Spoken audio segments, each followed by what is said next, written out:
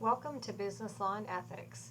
When you first log into the course, you should be taken to this announcements page. So each week I will have an announcement that posts Monday morning. It will tell you what week we are in and what you need to work on during that week. Then if you go for your first week, you want to go into the lessons tab and you will see that you've got a week 1 file folder.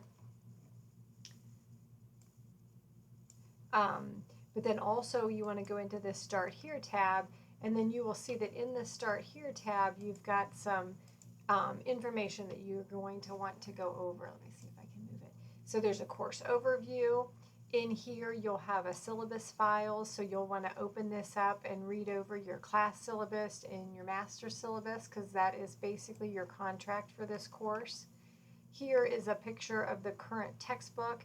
You can also have if you buy it new, it's going to come bundled with MindTap. We don't use MindTap for anything that's graded, but it is an extra resource. You could also have the Cengage Unlimited, and that too would work. It will take you to the resources which provide you with the ebook. There's a Start Here quiz for extra credit, 2 points. We've got course expectations, how the grades are calculated, frequently asked questions. So those are things, again, you can kind of review over just so you're comfortable with what goes on in the course. Then you can move over into your lessons tab. And again, this would take you into, if you do have the MindTap access code or you get Cengage Unlimited, you can click on this and it will take you into the course. These are projects that, again, as you read through the class syllabus, you will see, but they're not due for a while. But there's information in here that will help you prepare for those projects. You can also, there'll be a sample project for the next one. For this ethics project, you'll see in there not only do you have you'll have a video of instruction, you'll have the grading rubric so you know exactly how the points are awarded, and then you'll have an example to review.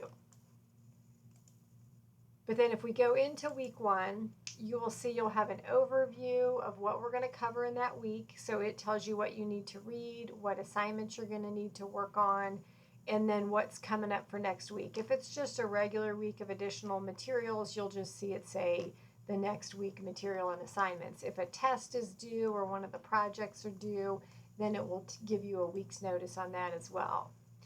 Then you'll have week 1 materials to review, and you'll have week 1 assignments, and then you'll have all of your learning objectives for that week. But if we open the week 1, you'll see again there's a chapter overview. I have a video that is my voice going over the PowerPoint. I give you the PowerPoint separately. I give you chapter notes, and then we go into the next chapter. So each chapter you can expect to see an overview, a YouTube video of my voice over the PowerPoints, like as if I was presenting it in class. The PowerPoint itself, because sometimes students like to, pull some of that information out and maybe put them on flashcards or do different stuff with it. And then the notes. And the notes are from the publisher's site, and they're very detailed. So they're almost like give you everything that's included in that chapter. So again, a useful resource there. Okay, then again, we go back to week 1, and then we go into our assignments. And then so in your assignments for each chapter, you're going to have these 3 items. You're going to have a chapter quiz that you need to complete. It's primarily multiple choice questions. Then you'll have cases. And if you look here, this blue hyperlink, this takes you to the page in the textbook. So I've scanned it. So just in case sometimes students don't have the textbook or they can't get it right away, at least you can pull that link up to make sure. Or sometimes I'll have students who have a different edition because the concepts are very similar, but what changes is those cases and those questions. So please always open this up to make sure you're doing the right ones. And then I tell you what the learning objective questions are and the business scenarios and case problems. And then you'll do those in Word or in, if you're using like a Chromebook, that's fine. You can use that, but make sure you save it as a PDF because I cannot open whatever type of a file extension that those Chromebooks make. So if you're using something other than Word, make sure you save it as a PDF before you upload it. And then there'll be a discussion. These discussions are not required, but they do give you extra credit points. So at the end of the semester, I will look through and see how many discussions you took part in, and you'll get up to 13 extra credit points. So basically one for each chapter that you do. So go ahead and do those again, because it's just an easy way to get some free points.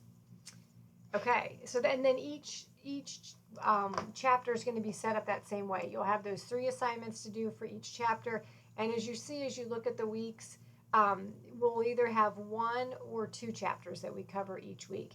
And then when we get to our week 4, it's where you're going to actually take your test, and you'll have, again, the overview telling you that, okay, the test has to be taken by Monday. You'll have a test review sheet.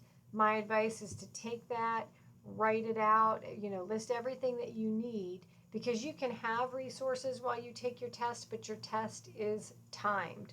So you don't have a ton of time to be like looking through the book or searching on the internet. So, if you can have a nice organized review sheet in front of you with all the definitions mapped out, anything that helps you, then when you go to submit the test, you'll have that as a resource for you. But again, it's going to be timed. The questions are set to scramble for the different students who take it. So like you and another student can't be side by side and think you're taking the same test, because you're not.